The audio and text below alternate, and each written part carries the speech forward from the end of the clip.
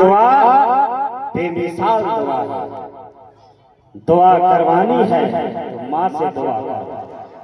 دعا کروانی ہے۔ لوگ سال میں اپنے ماں کے نام پہ، باپ کے نام پہ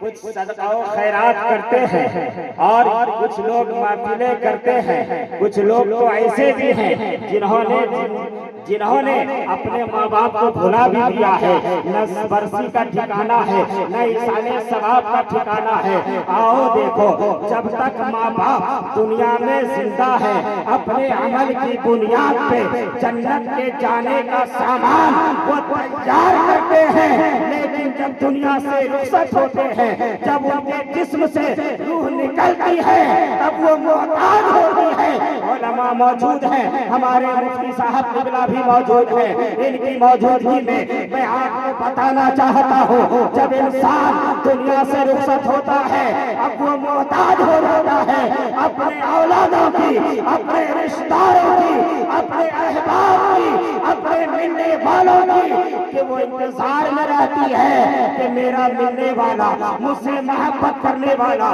مجھ سے پیار کرنے والا، یا میری چاہ میں یا مجھ سے محبت کرنے والا ہے کوئی جو میرے لیے صدقہ و فکر کرے، میرے لیے صدقہ کرے، میرے لیے جو ہے اچھے کام کر کے مجھے ایصال ثواب کرے، وہ انتظار میں رہتی ہے۔ اب میں بتانا یہ چاہتا ہوں، میں آپ کو یہ بتانا چاہتا ہوں، جو اولاد وفادار ہوتی ہے، جو اولاد با وفا ہوتی ہے، وہ اولاد اپنے ماں باپ کو یاد کیا کرتی ہے، اپنے ماں باپ کا احسان کبھی نہیں بھولتی۔ میں نے بھی آپ کو بتایا کہ جب ماں کے ایک جھٹکے کا آپ حق ادا نہیں کر سکتے تو اگر آپ نے 1000 روپے یا 10,000 روپے اپنے ماں باپ کے نام پر اگر خرچ کر کے یا صدقہ کر کے یہ سمجھ لیا ہے کہ میں نے ماں کا حق ادا کر دیا، نہیں پیارے، ماں کا حق ادا کب ہوگا؟ ماں کا حق ادا اس وقت ہوگا، میں یقین کے ساتھ کہتا ہوں، ماں کا حق ادا کرنا ہے تو ماں باپ کو خوش کر لو، اگر ماں باپ خوش ہے تو تمہارا حق ادا ہوگا۔ ماں باپ خوش ہے تو حق ادا ہو رہا ہے، اس لیے ماں باپ اگر دنیا میں جس کے موجود ہیں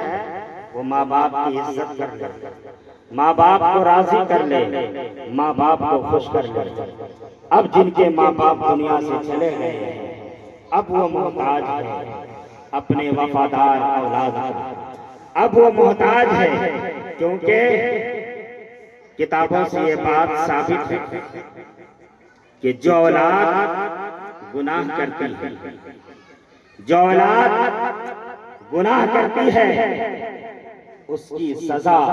اس کے والدین کو بھی ملتی ہے۔ یہ مت سمجھیے کہ ہماری اولاد گناہ کر رہی ہے، ہماری اولاد سمجھے نہیں، جب اولاد گناہ کرتی ہے تو اس کے والدین کو بھی اس کا عذاب ملتا ہے۔ یہی وجہ ہے کہ آج انسان نوجوان گناہ کر رہا ہے، ماں باپ پریشان ہے، کاروبار سے پریشان ہے، حالات سے پریشان ہے، جسمانی مرض میں مبتلا ہے، کیا کیا پریشانی نہیں ہے، انسان پریشانی میں مبتلا ہے۔ اے پیارے،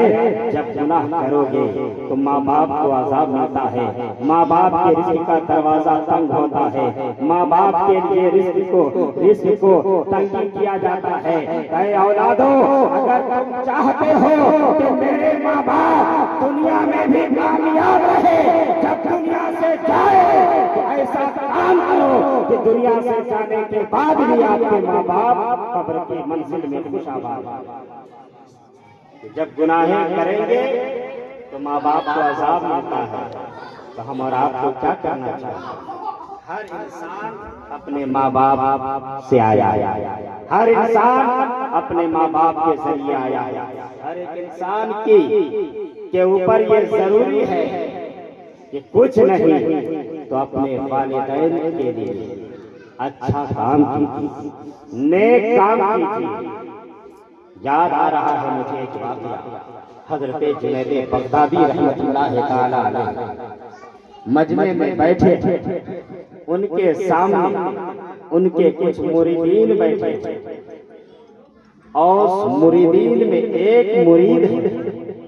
جس کے چہرے کا رنگ بدل رہا ہے،